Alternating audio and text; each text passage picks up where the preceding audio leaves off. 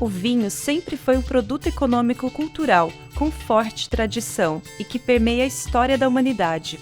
Os vinhos de mesa começaram a ser produzidos no sul de Minas no final do século XIX, por imigrantes italianos que ali se instalaram.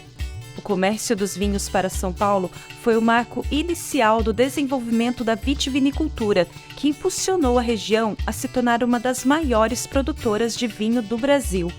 Nos anos 60, com a expansão de outros mercados, aconteceu um movimento de retração da produção dos vinhos, que perdurou por algumas décadas.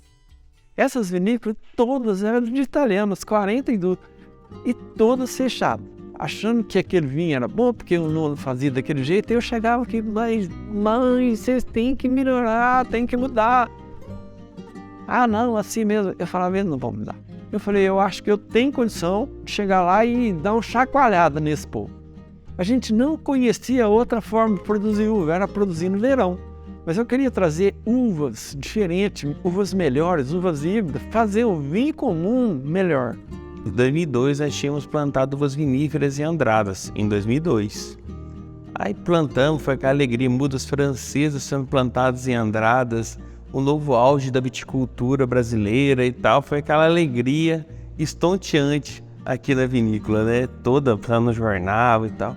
Até aí foi lindo e maravilhoso. O problema foi colher essa uva, né? Eu era, assim, uma pessoa que não poderia dizer, eu não acreditava, né? Nunca acreditei, assim, que nós íamos conseguir fazer vinho fino em Andradas. Eu nunca acreditei.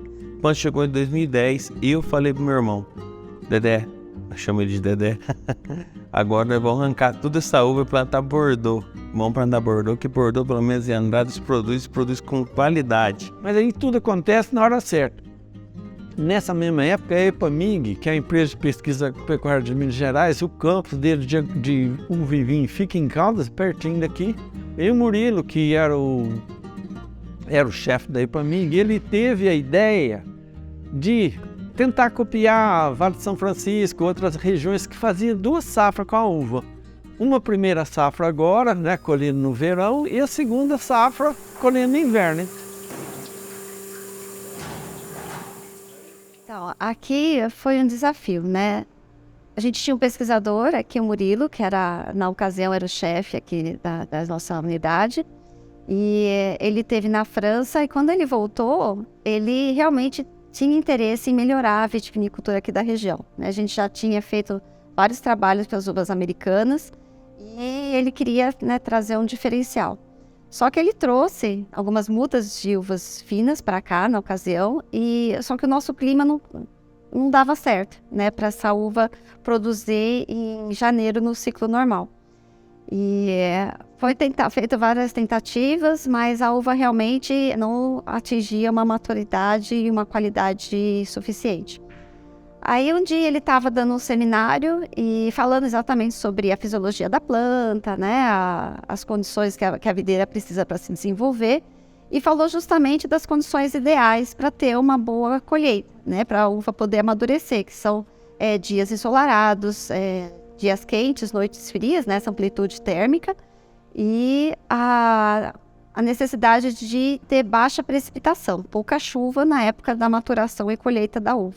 E nesse seminário, né, nessa conversa com uma série de produtores, tinha uma pessoa ali, o Dr. Marcos Arruda, que era dono de uma fazenda de café em Três Corações.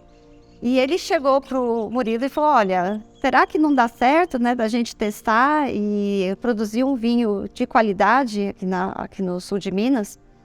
E aí na conversa, você, olha, a gente teria que testar. Planta a gente sabe que teoricamente dá certo, só que a gente não tem um local para a gente poder fazer o experimento. E aí o Dr. Marcos, ele ofereceu a área dele e foi feita essa parceria, né? Ele assumiu esse desafio, falou, olha, então eu vou investir, né? Vou montar esse vinhedo e trabalhar em conjunto aí com a Epamig. Imagina, a planta está crescendo, chega nessa época de julho, na formação da planta, né? Seria a época normal de poda da videira. Então, ela sofre essa poda em agosto. E aí, começa a se desenvolver, começa a nascer os ramos. E aí, vem os cachos junto com a produção. Esses cachos são retirados para ela só vegetar. E aí nessa época que ela vegeta, ela vai, né, absorvendo, fazendo fotossíntese, absorvendo nutrientes, criando reserva.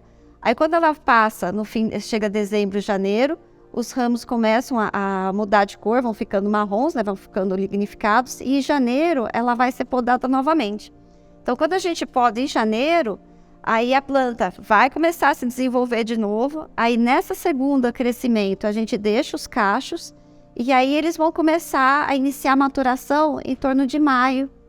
E aí, nessa fase que o fruto vai amadurecendo, ele pega maio, junho, e aí é uma época que parou a chuva.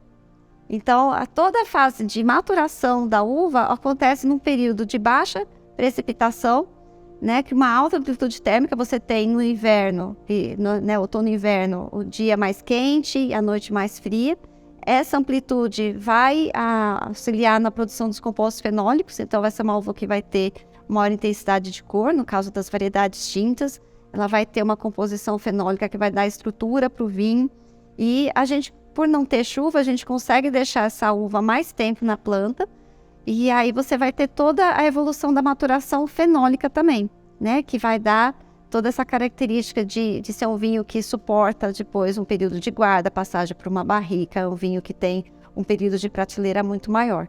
Os vinhos de colheita de inverno possuem uma identidade marcante e única, sendo prestigiados junto aos mercados consumidores mais exigentes, devido a essas características que os compõem.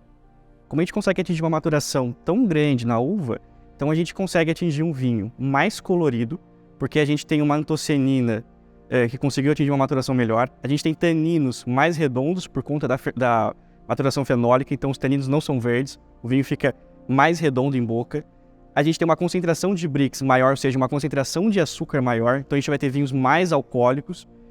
E a gente, consequentemente, como tem mais antocianina, mais tanino e uma maturação melhor, a gente tem um tempo de garrafa maior normalmente.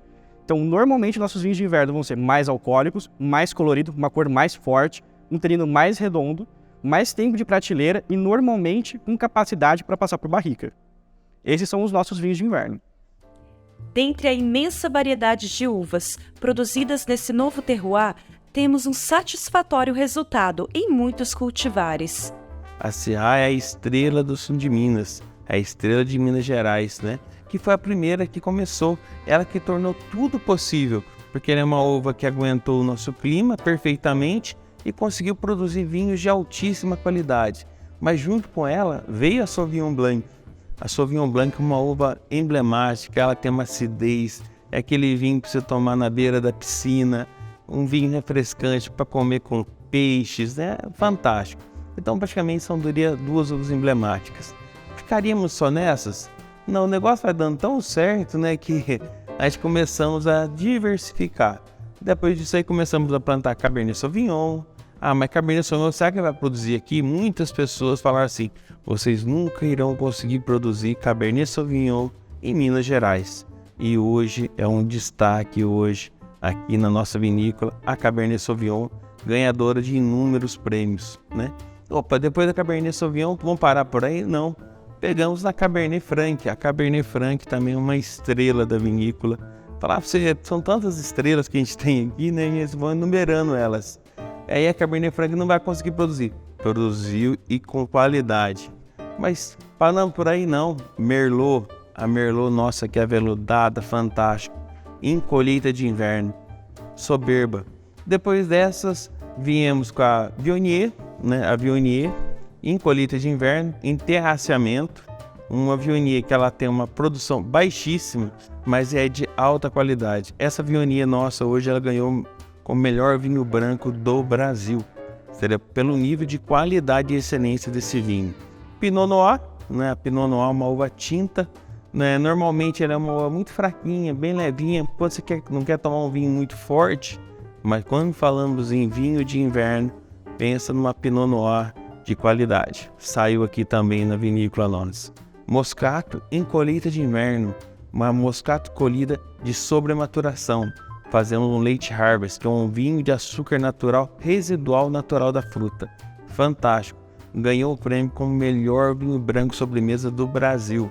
E a outra estrela nossa aqui, que vem se destacando aqui, e esse ano foi nossa primeira colheita aí dela aí comercialmente, Touriga Nacional em Marcelã. E vinho fantástico, né? Graças à colheita de inverno hoje, nós conseguimos atingir um padrão de qualidade que era inimaginável até 10 anos atrás. Então são vinhos de extrema qualidade e com características únicas, com vinhos que representam a nossa terra, né? O vinho está relacionado ao conceito do terroir, que é a identidade da bebida, a identidade do alimento relacionado ao solo, ao clima, ao manejo do homem. Então hoje em dia nós temos vinhos de alto padrão com a cara da cidade, que representam tudo de bom que a cidade tem para oferecer. O turismo ligado à experiência do vinho engloba visitas vinícolas e conhecimento das etapas de produção, além da possibilidade de degustação destes vinhos.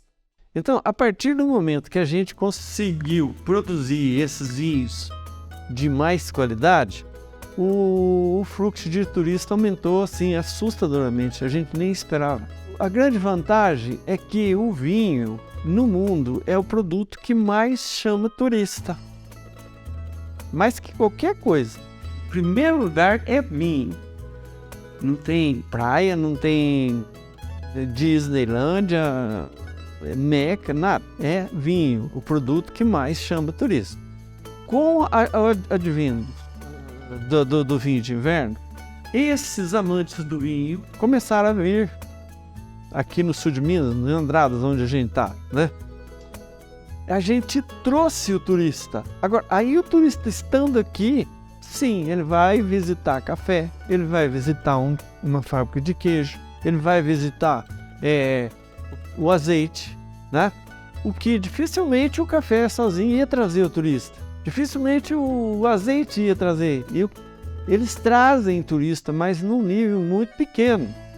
Quem traz turista mesmo é o vinho. Então o vinho abre as portas do agroturismo na região sul de Minas e aqui na nossa região da Mantiqueira, aqui aos pés da Mantiqueira, Andradas, Poços e adjacência, ele está trazendo turista de maneira assim muito intensa. Todo o cardápio da Casa Geraldo ele foi pensado para uma exposição dos vinhos.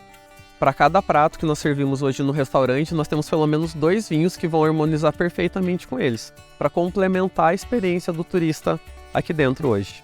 O enoturismo se relaciona intimamente com o turismo ligado à cultura local, o rural, paisagístico e principalmente ao gastronômico, que possibilita a junção destes através da experiência de degustação harmonizadas, realizada nas vinícolas. Os nossos vinhos estão ganhando medalhas lá fora, então estão mostrando que tem capacidade de competir com os vinhos tanto de regiões com histórico já no Brasil, como com regiões mais antigas no mundo, né? Então no Velho Mundo. Então os nossos vinhos têm capacidade de competir com isso. Com isso, a gente consegue agregar maior valor e aí o mercado de profissionais da área estão aceitando muito bem. Então sommeliers, restaurantes, empórios estão vendendo nosso vinho. E os enófilos, né, os apreciadores de vinho, gostam muito, porque são novos terroirs para se explorar. E quando eles exploram esses novos terroirs, eles conseguem descobrir que, por exemplo, o Cerrado Sul de Minas e o Cerrado Norte de Minas são diferentes entre si.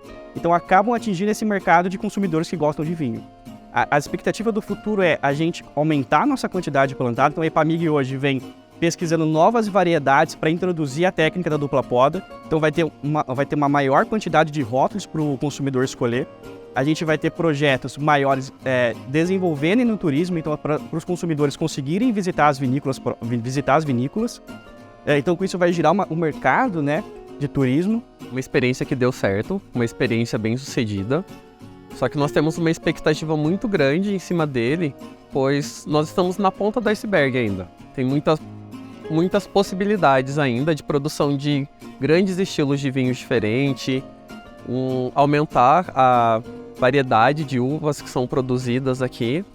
E eu acredito que em menos de 10 anos nós vamos ter um polo vinífero tão significativo e importante quanto a Serra Gaúcha, no Rio Grande do Sul.